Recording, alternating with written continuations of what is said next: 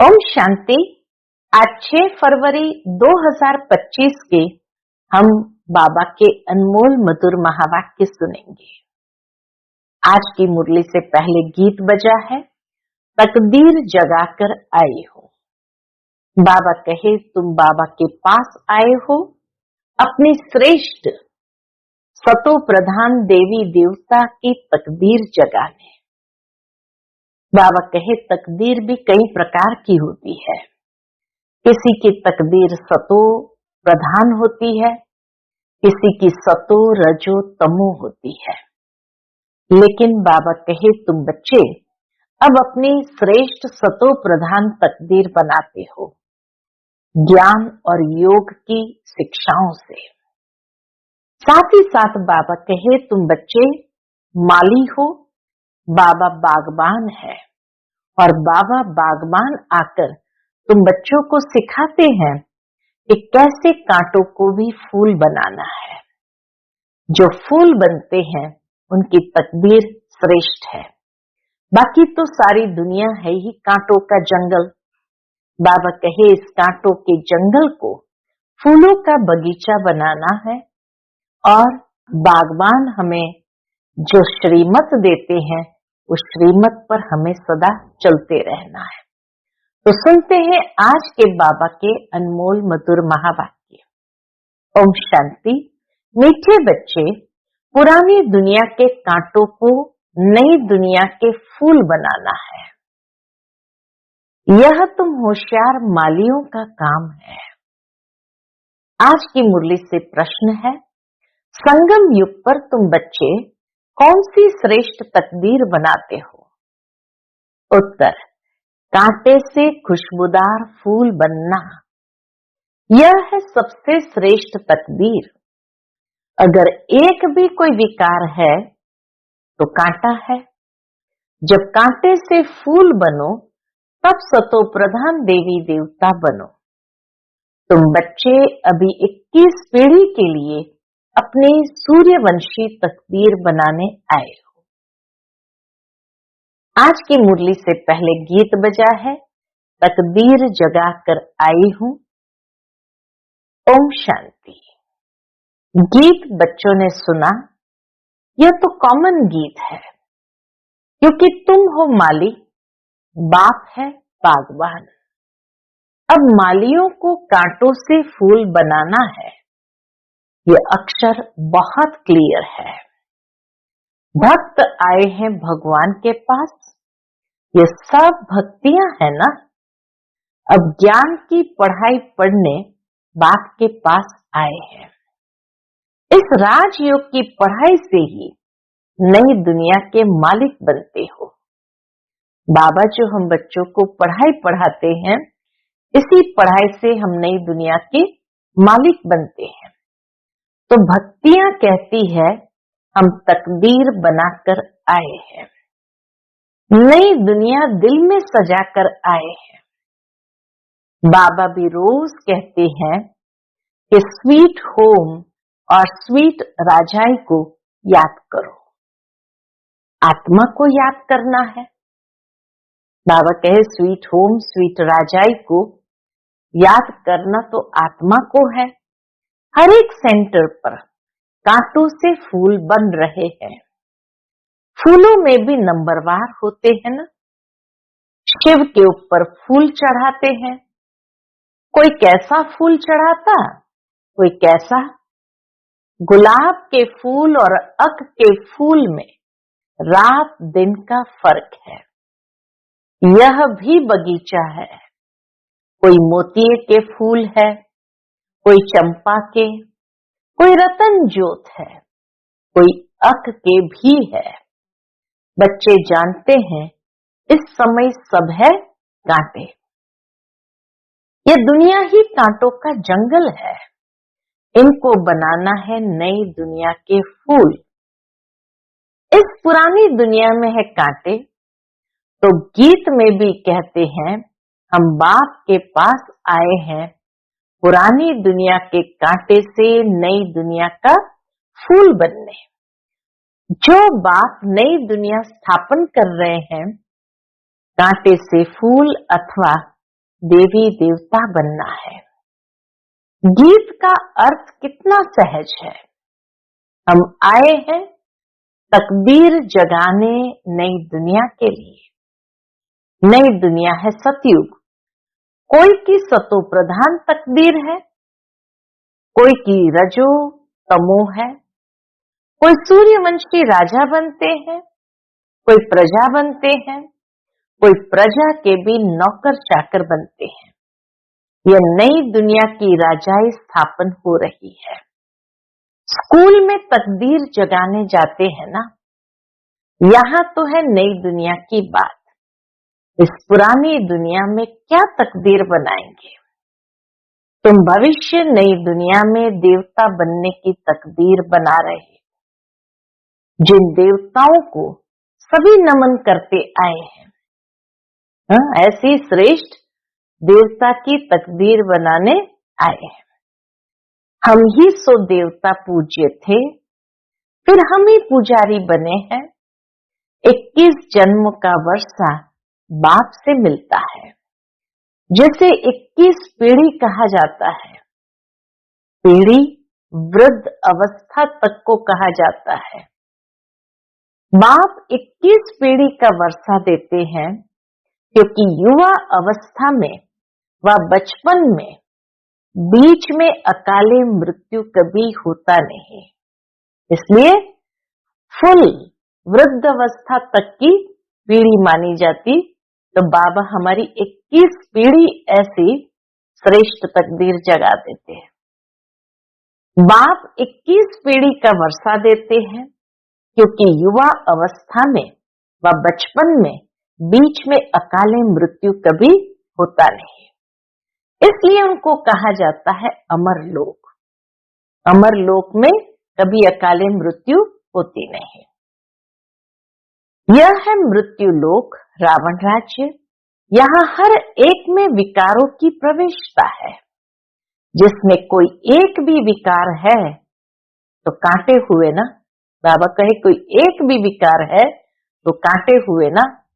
बाप समझेंगे माली रॉयल खुशबूदार फूल बनाना नहीं जानते हैं। माली अच्छा होगा तो अच्छे अच्छे फूल तैयार होंगे। बाबा कहे माली के ऊपर डिपेंड करता है कि फूल कैसा है। तो माली अच्छा होगा तो अच्छे अच्छे फूल तैयार करेंगे। विजय माला में पिरोने लायक फूल चाहिए। देवताओं के पास अच्छे अच्छे फूल ले जाते हैं ना। समझो, मिसाल देते बाबा, समझो क्वीन एलिजाबेथ आती है तो एकदम फर्स्ट क्लास फूलों की माला बनाकर ले जाएंगे। यहाँ के मनुष्य तो है तमो प्रधान। शिव के मंदिर में जाते हैं, समझते हैं ये भगवान है। ब्रह्मा विष्णु शंकर को तो देवता कहते हैं, शिव को भगवान कहेंगे तो वह ऊंच से ऊंच हुआ ना। अब शिव के लिए कहते धतूरा खाता था, भांग पीता था, इतनी ग्लानि करते हैं। फूल भी अक के ले जाते हैं। अब ऐसा परम पिता परमात्मा उनके पास ले क्या जाते हैं? तमो प्रधान कांटे के पास तो फर्स्ट क्लास फूल ले जाते हैं। क्वीन एलिजाबेथ का बाबा ने मिसाल दिया, वो तो इस दुनिया की तमो प्रधान है, तो इसीलिए बाबा कहे तमो प्रधान कांटों के पास तो फर्स्ट क्लास फूल ले जाते हैं। और शिव के मंदिर में क्या ले जाते हैं? दूध भी कैसा चढ़ाते हैं? 5% दूध, बाकी 95% पानी। भगवान के पास दूध कैसे चढ़ाना चाहिए जानते तो कुछ भी नहीं। अब तुम अच्छी रीति जानते हो। तुम्हारे में भी नंबरवार है।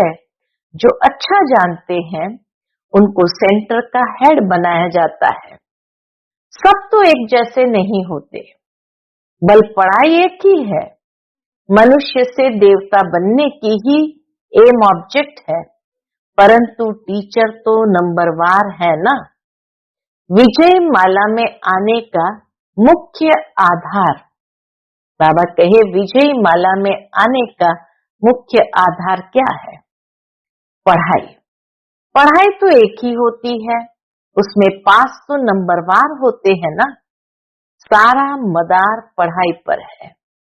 कोई तो विजय माला के 8 दानों में आते हैं, कोई 108 में, कोई 16,108 में।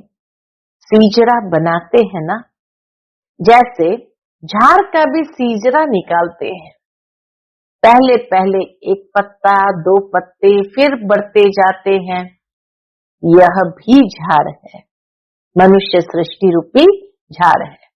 बिरादरी होती है, जैसे कृपलानी बिरादरी आदि आदि। यह सब है हद की बिरादरियां। यह है बेहद की बिरादरी। इनका पहले पहले कौन है? इस बिरादरी में पहले पहले कौन है? प्रजापिता ब्रह्मा। उनको कहेंगे ग्रेट ग्रेट ग्रैंडफादर। परंतु ये किसको भी पता नहीं है। मनुष्य मात्र जरा भी नहीं जानते कि सृष्टि का रचयिता कौन है। बिल्कुल अहिल्या जैसे पत्थर बुद्धि है। ऐसे जब बन जाते हैं तभी बाप आते हैं। तुम यहाँ आए हो अहिल्या बुद्धि से पारस बुद्धि बनने, तो नॉलेज भी धारण करनी चाहिए ना। बाप को पहचानना चाहिए और पढ़ाई का ख्याल करना चाहिए। समझो आज आए हैं, कल अचानक शरीर छूट जाता है, फिर क्या पद पा सकेंगे? नॉलेज तो कुछ भी उठाई नहीं, कुछ भी सीखे नहीं, तो क्या पद पाएंगे? दिन प्रतिदिन जो देरी से शरीर छोड़ते हैं, उनको टाइम तो थोड़ा मिलता है, क्योंकि टाइम तो कम होता जाता है। उसमें जन्म ले क्या कर सकेंगे?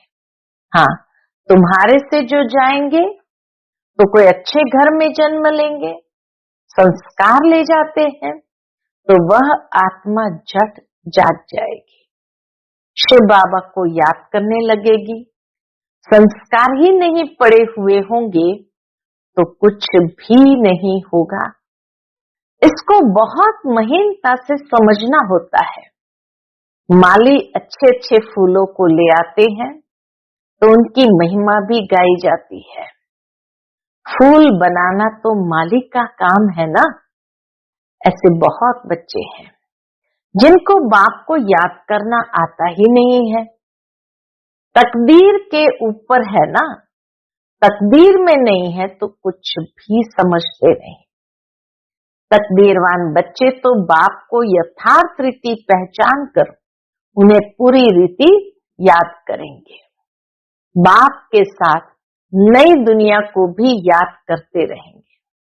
बाप को भी याद करना है, नई दुनिया को भी याद करना है और घर को भी याद करना है। गीत में भी कहते हैं ना, हम नई दुनिया के लिए, नई तकदीर बनाने के लिए आए हैं। 21 जन्म लिए बाप से राज्य भाग्य लेना है। इस नशे और खुशी में रहे तो ऐसे ऐसे गीत का अर्थ इशारे से समझ जाए। स्कूल में भी कोई की तकदीर में नहीं होता है तो फेल हो पड़ते हैं ना। टीचर तो एक जैसा पढ़ाते सबको, लेकिन फिर भी तकदीर में नहीं है तो फेल हो पड़ते हैं। यह तो बहुत बड़ा इम्तिहान है। भगवान खुद बैठ पढ़ाते हैं। यह नॉलेज सभी धर्म वालों के लिए है। बाप कहते अपने को आत्म समझ, मुझ बाप को याद करो। तुम जानते हो किसी भी देहधारी मनुष्य को भगवान कह नहीं सकते। ब्रह्मा विष्णु शंकर को भी भगवान नहीं कहेंगे, वह भी सूक्ष्म वतनवासी देवताएं हैं। यहाँ है मनुष्य, यहाँ देवताएं नहीं है, यह है मनुष्य लोक। ये लक्ष्मी नारायण आदि दैवी गुण वाले मनुष्य है, जिसको डिटिज्म कहा जाता है। सतयुग में सभी देवी देवता है, सूक्ष्म वतन में है ही ब्रह्मा विष्णु शंकर। गाते भी है, ब्रह्मा देवताय नमः, विष्णु देवताय नमः, फिर कहेंगे शिव परमात्माय नमः। शिव को देवता नहीं कहेंगे और मनुष्य को फिर भगवान नहीं कह सकते हैं। बाबा कहे और मनुष्य को फिर भगवान नहीं कह सकते हैं। 3 फ्लोर है ना, हम है 3rd फ्लोर पर। सतयुग के जो देवी देवता वाले मनुष्य है वही फिर आसुरी गुण वाले बन जाते हैं, माया का ग्रहण लगने से काले हो जाते हैं। 3rd फ्लोर पर हम सभी देवी देवता यानी नीचे साकार लोक में मनुष्य है।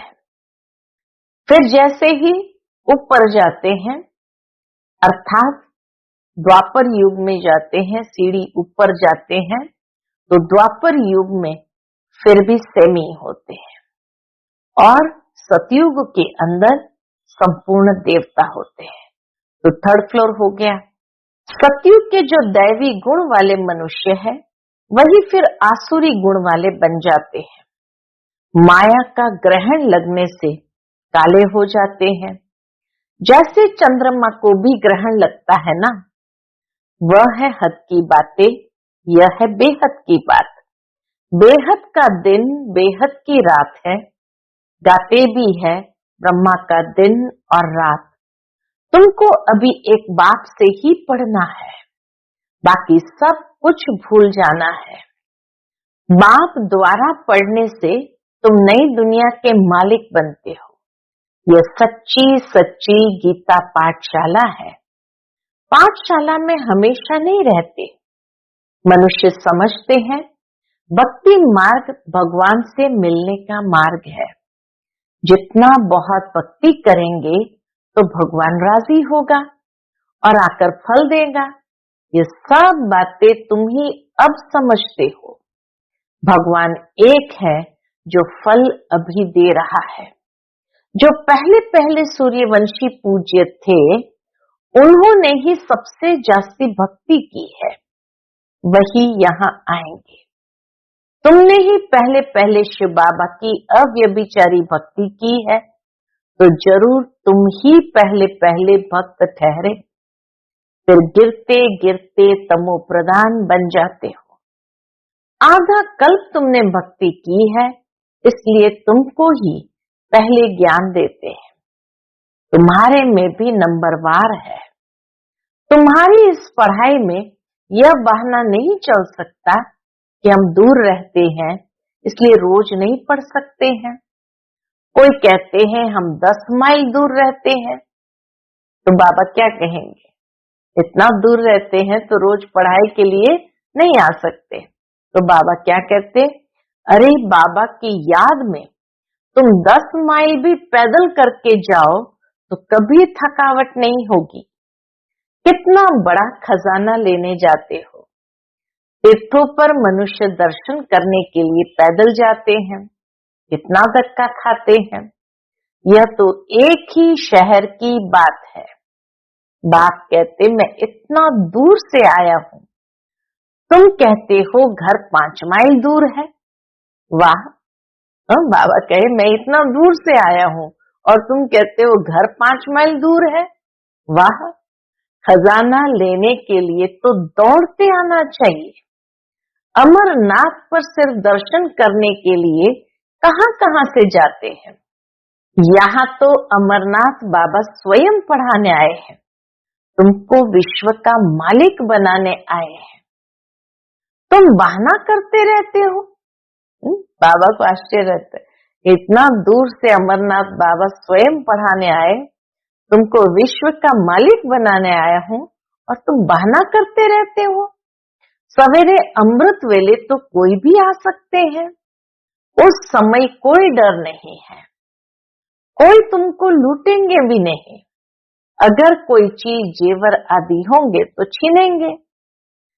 चोरों को चाहिए ही धन पदार्थ, परंतु किसकी तकदीर में नहीं है तो फिर बहाने बहुत बनाते हैं। पढ़ते नहीं तो अपना पद गंवाते हैं। बाप आते भी भारत में है, भारत को ही स्वर्ग बनाते हैं। सेकंड में मुक्ति, जीवन मुक्ति का रास्ता बताते हैं, परंतु कोई पुरुषार्थ भी करे ना। कदम ही नहीं उठाएंगे तो पहुंच कैसे सकेंगे।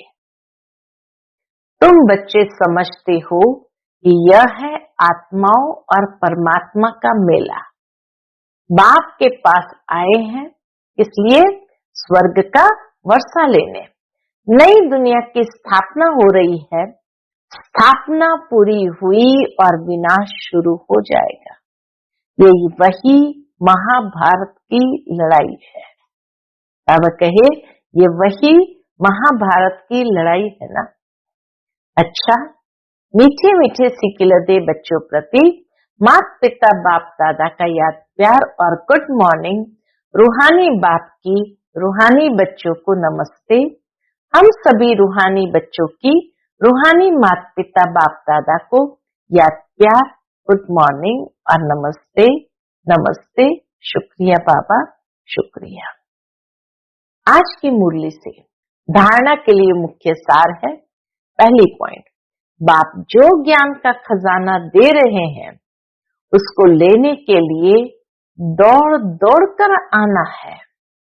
इसमें किसी भी प्रकार का बहाना नहीं देना है। बाबा के किसी भी प्रकार का बहाना नहीं देना है। बाप की याद में 100 माइल भी पैदल चलने से थकावट नहीं होगी। दूसरी पॉइंट, विजय माला में आने का आधार है पढ़ाई। पढ़ाई पर पूरा ध्यान देना है। कांटों को फूल बनाने की सेवा करनी है। स्वीट होम और स्वीट राजाई को याद करना है। आज का बाप दादा का मधुर वरदान हम बच्चों के प्रति है। संगम युग के महत्व को जान, एक का अनगिनत रिटर्न प्राप्त करने वाले सर्व प्राप्ति संपन्न भव। संगम युग के महत्व को जान, एक का अनगिनत बार रिपीट प्राप्त करने वाले सर्व प्राप्ति संपन्न भव। संगम युग पर बाप दादा का वायदा है, 1-2 लाख लो। संगम युग पर बाप दादा का वायदा है, 1-2 लाख लो। जैसे सर्वश्रेष्ठ समय, सर्वश्रेष्ठ जन्म, सर्वश्रेष्ठ टाइटल इस समय के हैं, वैसे सर्व प्राप्तियों का अनुभव अभी ही होता है। सर्व प्राप्तियों का अनुभव अभी ही होता है। अभी एक का सिर्फ लाख गुना नहीं मिलता, लेकिन जब चाहो, जैसे चाहो, जो चाहो, बाप सर्वेंट रूप में बंधे हुए हैं। एक का अनगिनत बार रिटर्न मिल जाता है, क्योंकि वर्तमान समय वरदान ही आपका है। जब बीज आपके हाथ में है तो बीज द्वारा जो चाहो वह सेकंड में लेकर सर्व प्राप्ति संपन्न बन सकते हो। आज का स्लोगन है, कैसी भी परिस्थिति हो, परिस्थिति चली जाए लेकिन खुशी नहीं जाए। कैसी भी परिस्थिति हो, परिस्थिति चली जाए लेकिन खुशी नहीं जाए। आज का व्यक्त इशारा, एकांत प्रिय बनो, एकता और एकाग्रता को अपनाओ। एकता और एकाग्रता ये दोनों श्रेष्ठ भुजाएं हैं कार्य करने के सफलता की। ये दोनों एकता और एकाग्रता श्रेष्ठ भुजाएं हैं कार्य करने की सफलता की। एकाग्रता अर्थात सदा निर्व्यर्थ संकल्प, निर्विकल्प। जहां एकता और एकाग्रता है वहां सफलता गले का हार है। वरदाता को ऐसे शब्द प्यारे हैं, एक व्रता, एक बल, एक भरोसा, साथ साथ एक मत, न मन मत, न परमत, एक रस, न और कोई व्यक्ति, न वैभव का रस, ऐसे ही एकता और एकाग्रता। ओम शांति।